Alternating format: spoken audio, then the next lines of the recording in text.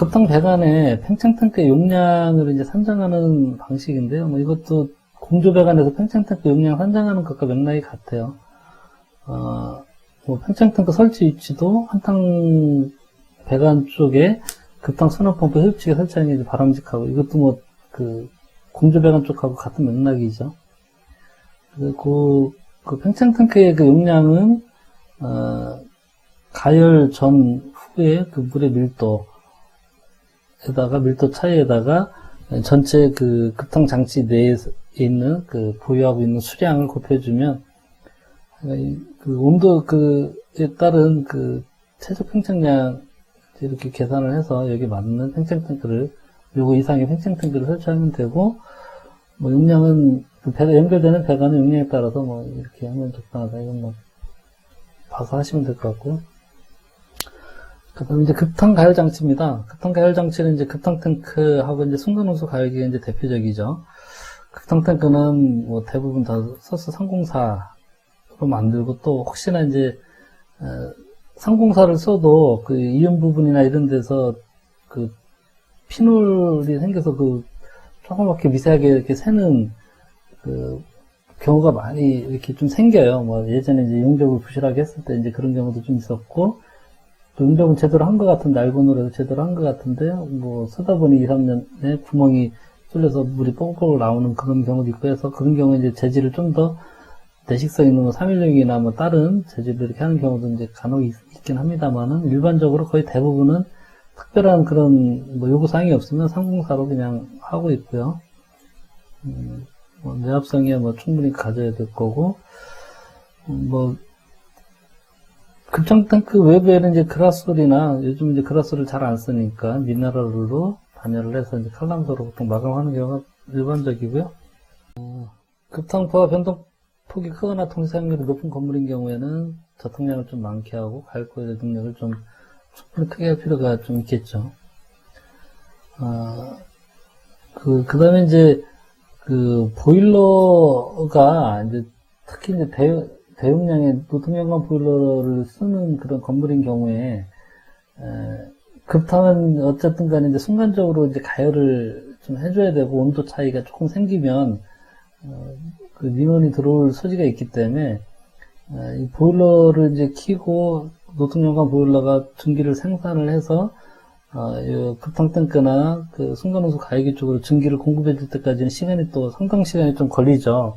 그러면 그 시간 동안에 이제 급탕이 제대로 공급을 못 해주면, 밤새 이제 또 급탕 탱크도 보일러 꺼놓고 그랬으면 이제 급탕 탱크 안에 온도도 많이 떨어졌을 텐데, 아침에 출근 시간에 제때 급탕을 공급 못 해주는 그런 사례가 생길 수도 있고 해서, 그런 경우에는 작은 용량의 급탕 전용 관료 보일러, 그 전기 생산이 빠른 관료 보일러를 두든지, 아니면 아예 그냥 급탕 전용 온수 보일러를 설치를 해서 급탕을 바로 가열해 주는 것이 좀 바람직하다, 이런 얘기고요. 이게 이제 급탕 탱크죠. 이건 순간온수 가열기고, 순간온수 가열기는 판형 열기환기가 돼서 순간적인 가열 능력이 좋죠. 그래서 대부분 또 그 전기를 공급받아서 전기로 가열을 하고, 1차 측은 전기, 2차 측은 이제 급수해서 급탕 만들어서 나가는 식으로 되어 있고요. 이 설치하는 위치라든지 뭐 이런 데서 이제 혹시나 일반적인 그 플로트 트랙 가지고 제대로 그 펌핑이 못해지는 경우, 대부분 이제 기계실에 있다 보니까 이렇게 해서 응축수배관이 좌우에 상부에 있겠죠. 그래서 상부에 응축수배관까지 퍼올리는 게 좀 문제가 있거나 너무 높거나 이러면 밑에 이제 응축 펌핑 트랩을 이제 두는 거고요. 자체적으로 전기를 제어하기 위한 그 트레이 컨트롤 밸브하고 또 온도 센서들이 좀 다 내장이 돼 있고, 예전에는 요 급탕 대류 펌프라든지 안전장치들이 좀 없었는데, 요즘은 이런 급탕 대류 펌프가 있어서 이 판형 열기환기 안에 온도가 너무 올라가게 되면 이제 전기를 공급받기 때문에 안에서 급수가 끓어서 전기가 돼버리면 이 판형 열기환기가 팽창을 해서 옆에 그 가스켓 같은 게 밀리거나 해서 누설이 되는 그런 사례들이 좀 종종 생겼어요. 그래서 그걸 방지하기 위해서 여기서 급수하고 급탕수를 이렇게 순환시켜주는 그 급탕 대류펌프를 좀 요즘은 많이 하고 있어요. 일반적으로 이제 많이 하고 있는 추세고, 거기에 이제 안전 밸브라든지 또 전자 밸브까지 또 별도로 또 이중으로 두는 경우도 있고요. 그래서 안전 밸브 이런 거는 기본적으로 판형 열경기 있으면 다 둬야 되고요. 급탕 탱크 또는 급탕 가열기, 뭐 여기도 이제 마찬가지로 이제 안전 밸브는 뭐 당연히 있고요. 대부분 이거는 이제 스팀을 공급받아서 여기도 이제 수액 컨트롤 밸브가 이렇게 판넬로 내장 세트화되어 있는 경우도 있고요. 아니면 그냥 이거는 자동 제어가 별도로 하는 경우도 있고요.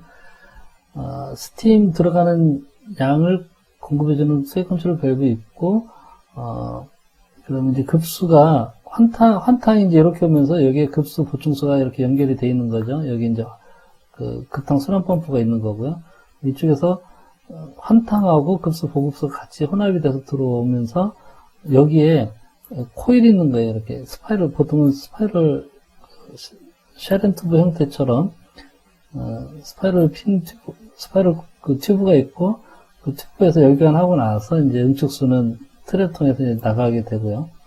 그래서 이걸 거쳐서 그냥 이 안에 저탕조 안으로 이제 가열된 물이 들어와서 저탕되어 있다가 그다음에 이제 급탕 그 수도꼭지에서 이제 급탕을 사용하게 되면 이제 빠져나가게 되는 그런 형태고, 그 다음에 이제 여기에 이제 온도 센서 있고, 온도 조절기 하나 붙어 있는데, 온도 조절기 용도는 이 급탕 대류펌프예요. 이 급탕 대류펌프는,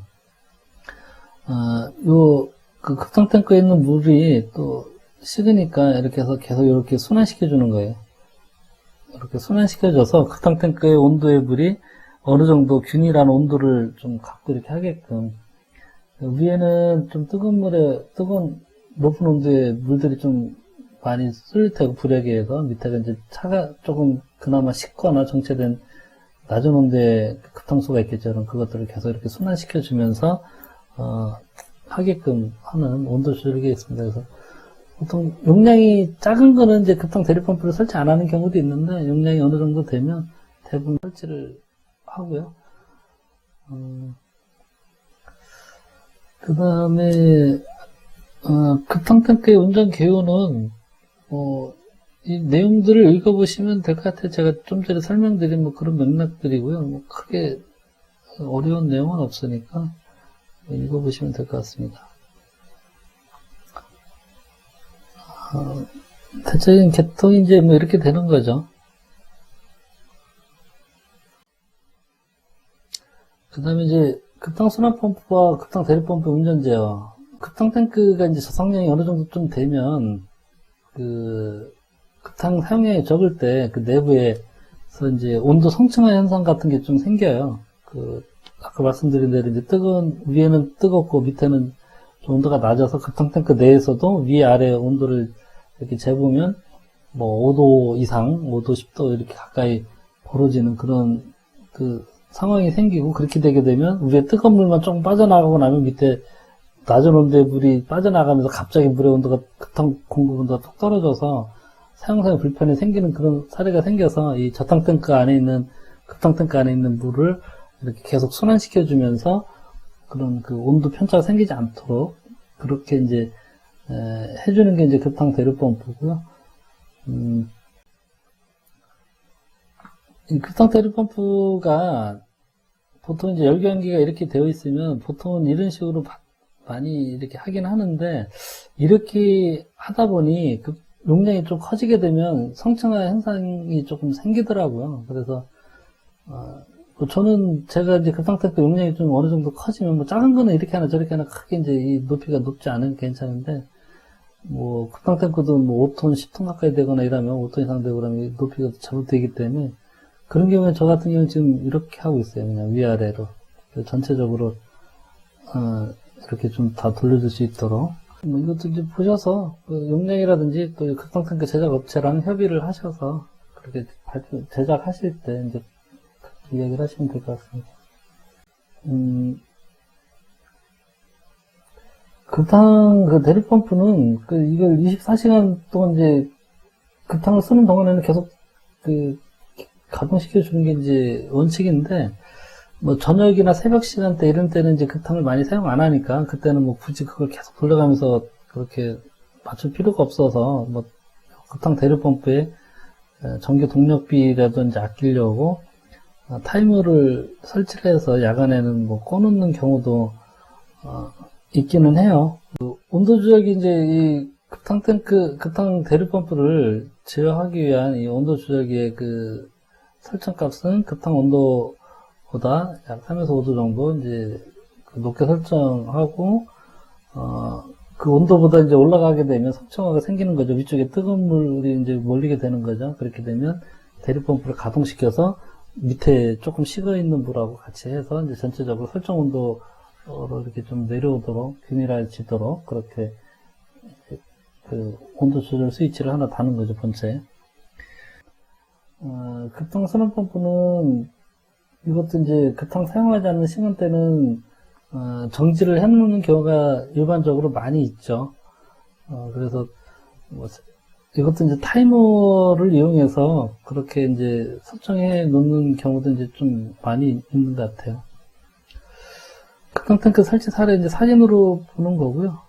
여기도 이제 뭐 층이라든지 뭐 고층부, 저층부, 중층부 이런 식으로 해서 이제 갈라져 있고, 급탕 탱크죠. 여기가 이제 열교환기 부분이고, 빨간 배관이 스팀 배관이고, 파란 배관이 그 환탕하고 급수, 보급수 들어오는 그런 배관이겠네요. 급탕 순환 펌프가 이제 이렇게 해서 본체로 바로 그 연결되는 경우도 있고요. 뭐 이건 업체들마다 조금씩은 일반적으로 좀 다른 것 같긴 한데, 요건 이제 아까 여기 그 본체 열교환기 있는 부분하고 급탕 탱크 하부까지 이렇게 급탕 대류 펌프를 설치를 해서 요 밑에서 이렇게 순환시켜주는 그런 방식으로 이제 제작된 거고요. 여기 안전변 설치하고 온도계, 압력계, 온도 센서, 전자식 온도 센서고요. 급탕 대류 펌프를 제어하기 위한 온도 조절기가 이제 별도로 또 위쪽에 하나 더 이제 설치가 되겠죠. 사진에는 이게 이제 안 나와 있는 것 같네요.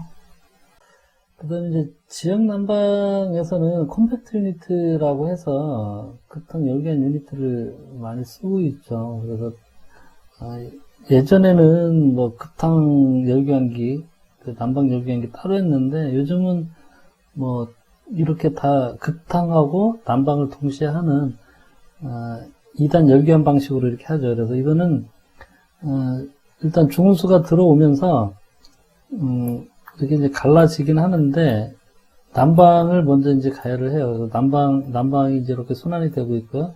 난방 가열하고 나온 물이 온도가 그래도 상당히 높아요. 55도 정도. 그렇게 되면 이 물 가지고 요 급탕에 그 보급수, 이게 이제 급수 들어오는 거죠. 급수가 15도로 해서 들어와서 1차 열교환기예요. 1차 열교환기 예열을 해주는 열교환기고요. 요 난방에서 한번 열교환된 이 중온수 가지고 급탕 그 보급수를 한번 1차로 예열을 해줘서 35도 정도 낮은 물의 온도로 돼서 이제 중온수는 저쪽 지역난방 쪽으로 이제 환수가 되는 거고요. 그래서 여기서 1차 열교환기, 예열 열교환기에서 15도에서 35도로 일단 온도가 올라간 이 급수죠. 급수가 35도로 올라가고, 그 다음에 이쪽에서 이제 환탕에서 온 이 물하고 같이 섞여서 이제 2차 열교환기, 재열교환기, 여기서, 이 중온수 그대로 들어온 그 온도에 의해서, 이렇게 가열이 돼서, 이제 55도나 뭐 설정된 온도에 맞춰서 이렇게 나가게 되는. 그래서 열교환기가 총 3개가 있죠. 3개 중에 이제 하나는 난방이고, 2개는 급탕용이고요.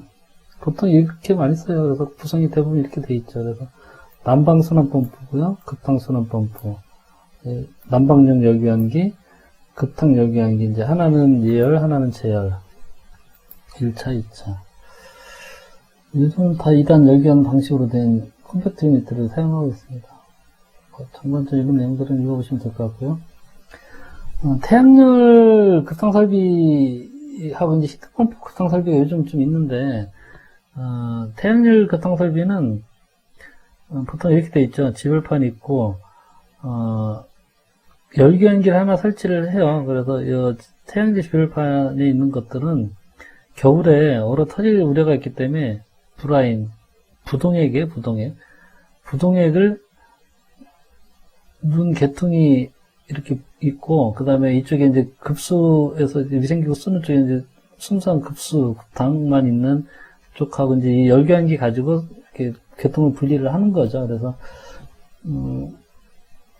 이쪽에 이제 순환 펌프가 하나 있어야 되겠죠. 이 온도에 의해서 뭐 자연 대류는 또 하긴 하겠지만 뭐 그거 가지고는 너무 미미하기 때문에 이제 보통 순환 펌프를 설치를 해서 강제적으로 물을 이렇게 이제 돌려주고요.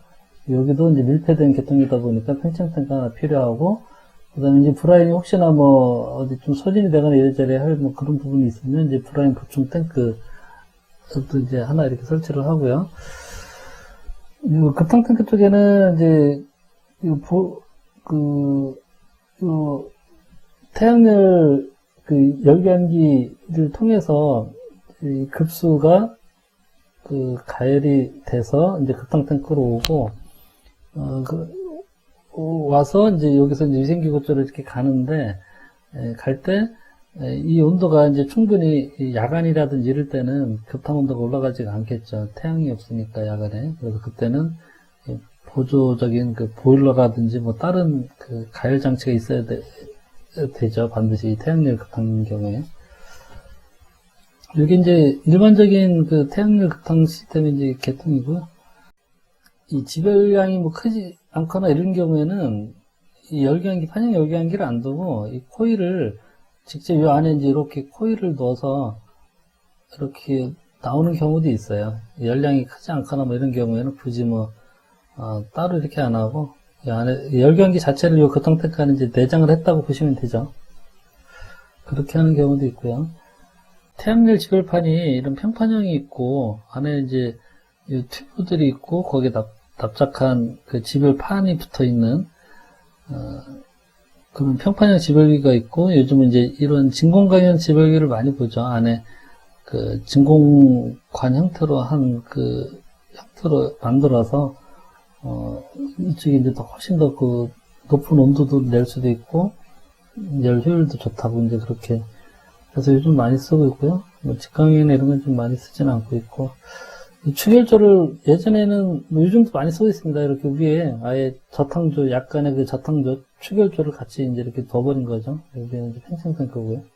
그래서 여기서 이렇게 식은 물은 밑으로 내려가고 가열이 되면 위로 올라와서 이제 자체적으로 자연 대류가 되도록 이렇게 돼 있고, 이런 추결조 일체형 지별기에서는 이제 겨울에 또 이 부분이 얼어 터질 수도 있고 하기 때문에 여기 이제 열선이 들어가 있어요. 열선. 얼어 터지면 안 되니까. 뭐 내용들은 읽어보시면 될 것 같고요. 진공관형 지별기가 온도가 상당히 좀 높게까지도 올라갈 수가 있어요. 그래서 좀 많이 쓰고 있고, 가격도 이제 많이 떨어졌어요. 초창기는 이게 좀 비싸서 잘 보급이 안 됐는데, 뭐 중국산도 들어오고 우리나라에서도 이제 이것도 많이 만들고 이렇게 하다 보니까 요즘은 이제 가격이 상당히 많이 떨어져서 요즘 이걸 더 많이 선호를 하시는 것 같아요. 태양열 급탕 설비 같은 경우 지불기 설치 원칙적으로 이제 정남형이 제일 좋겠죠. 그리고 경사각의 각도도 미드에 플러스 마이너스 5에서 15도 정도. 그 다음에 이제 급탕용일 경우에는 경사각을 좀 적게 하고, 냉난방일 경우에는 경사각을 조금 크게 하고, 태양열 급탕뿐만 아니라 이제 난방용으로도 쓰는 경우가 있으니까요. 지불기하고 열교환기 사이에는 당연히 뭐 길이가 짧은 게 좋고, 부동액에는 이제 안에 열선을 정운전선 같은 걸 넣어서 동파 방지를 하는 경우도 있고, 또 어떤 경우에는 이 지별판에 있는 물을 그냥 전동 밸브를 이용해서 다 빼버리는 경우도 있어요. 그냥 브라인을 안 넣고 그냥 물을 넣는데, 이쪽에 이제 이렇게 급탕 탱크 같은 거, 저탕 탱크 같은 거 하나 두는 거죠. 그래서 전동 밸브 하나 둬서 야간에는 물을 그냥 이렇게 밑에 층에 있는 저탕 탱크로 들였다가 아침이 되면 다시 펌프를 이용해서 퍼 올려서 이제 순환시키는. 뭐 일반적이진 않지만 그런 방식도 있다는 얘기고요. 그런 경우는 이제 어쨌든 간에 상부에는 또 에어벤트를 설치해서 에어가 생기게 되면 또 그런 것도 배출을 해줘야 되고요. 지불기가 이제 여러 개 설치가 되면 여러 쪽이 이렇게 쭉 설치가 되면 이제 이것도 리버스 리턴으로 해줘야 되겠죠. 그래야 어디 한쪽에 물이 쏠리지 않고 유량 분배가 각 지별판으로 균등하게 되겠죠.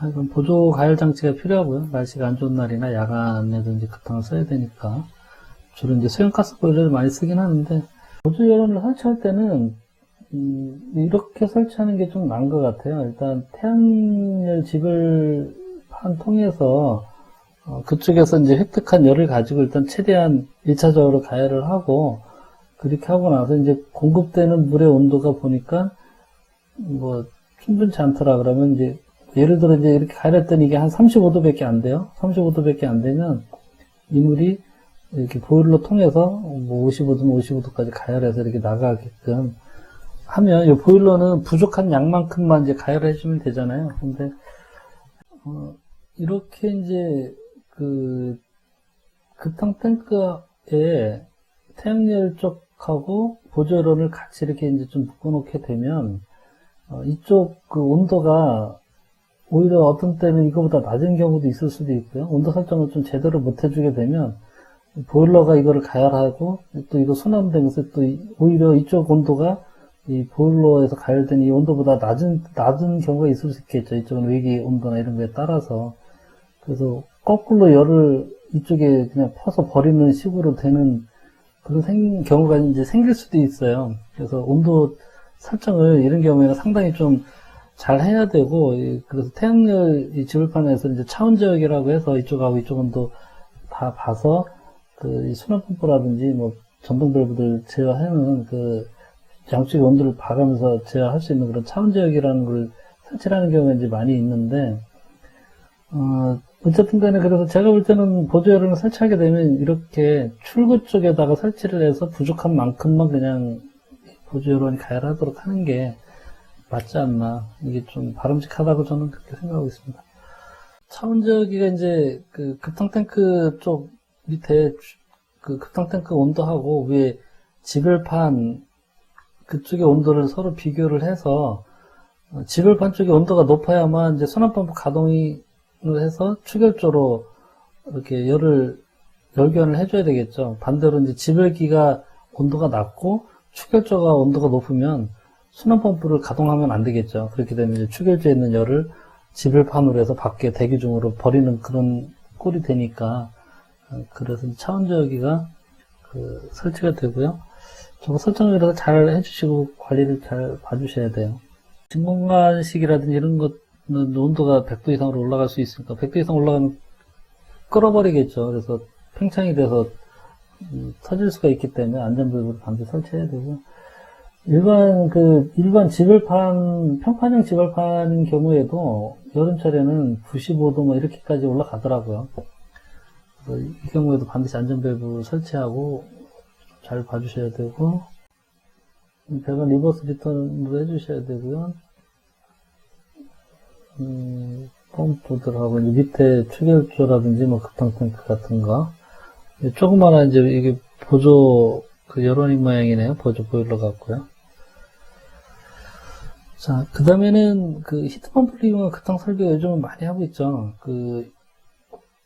히트펌프 가지고 이제 냉난방 하듯이 똑같이 이제 난방이 가능하기 때문에 그걸로 이제 급탕을 하는 거죠. 그래서 냉방도 하면서 급탕도 만드는 히트펌프를 하나를 설치를 해서 그렇게 하는 경우가 이제 종종 늘고 있어요. 그래서 요즘 뭐 공기열 보일러라고 그렇게 이제 선전을 또 하기도 하더라고요. 업체들에서.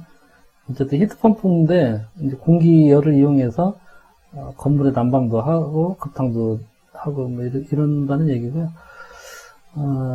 예전에는 이제 히트펌프가 45도 이상 잘 안 나왔는데 요즘은 뭐 55도까지 안정적으로 나온다고 하는 히트펌프 업체들이 이제 생기기 시작하고 있고, 또 이런 급탕이나 이런 것 때문에 55도까지 이렇게 업체들이 앞다퉈 지금 만들고 있는 그런 추세예요. 일반적으로는 이제 히트펌프에 2단 압축을 해서 하는 경우도 있고, 뭐 업체들마다 약간 이런 방식들은 좀 다르니까 미리 한번 좀 보셔야 될 것 같고요. 발주내시기 전에 이런 거죠. 히트펌프 하나 가지고 이거 같은 경우는 아예 이제 추결조를 둔 거예요. 그래서 그 냉방 하는 쪽에 있고 반대편에는 이제 이게 이제 증발기가 되면 이제 응축기 파트 쪽에서는 열이 나니까 그 열을 추결조에 이렇게 열교환해서 쌓아놓고 이제 그거 가지고 난방이라든지 급탕 쓰고 이렇게 해서 이제 하이브리드 히트펌프라고 해서 급탕하고 난방, 냉방까지 다 같이 하는. 이게 서로 간에 또 어떤 그 사용량이나 부하 패턴들이 좀 잘 맞아야 되기 때문에 이게 사실은 동시에 한 건물에서 냉방이나 난방을 할 일이 없겠죠. 그러니까 이거랑은 안 맞는데 그러면 온수를 또 그 정도 좀 써줘야 되니까 또 이제 그런 부분들도 있고 해서 어떻게 제어를 하는지에 대한 부분들을 사전에 좀 확인해 보시고 좀 하셔야 될 것 같아요. 업체들마다 요즘 다양한 몇 가지 방식들이 있어서 미리 확인을 좀 해보시면 될 것 같고요. 히트펌프 같은 경우도 이제 겨울에는 좀 혹한기나 이런 경우에는 급탕이나 난방이 좀 불충분하게 될 수가 있어서 보조가열 장치, 주로 이제 전기가 되겠죠. 전기가열기 같은 거를 함께 설치하는 게 이제 좀 좋겠다. 이제 이런 부분도 좀 미리 확인해 보셔야 되고요. 또 이제 이런 히트펌프를 이용할 때, 공장 같은 경우는 폐수가 이제 온도가 상당히 높은 폐수가 계속해서 이제 나오는 그런 경우도 많이 있거든요. 그러면 그걸 이용을 해서, 꼭 온도가 높은 폐수가 아니더라도 온도가 낮더라도 어쨌든 안정적으로 충분한 양의 수열원이 있는 경우에는 대형 사우나와 목욕탕인 경우에 이 폐수를 이용해서 버려지는 물을 이용해서 이렇게 히트펌프 이용해서 급탕을 가열해주는 그런 경우가 이제 꽤 유행처럼 됐었어요. 한 10년에서 5년 사이? 요즘도 이렇게 많이 하는 건는 모르겠어요. 하여간 그때는 이제 보일러 관리하고 뭐 때 되면 또 보일러 교체해야 되고 또 뭐 간혹 또 테레비에서 보일러 잘못 운전해서 터지거나 이런 사고들이 생기고 뭐 그러다 보니까 이제 히트펌프는 그런 일이 없기 때문에 이제 히트펌프를 써서 이렇게 하자.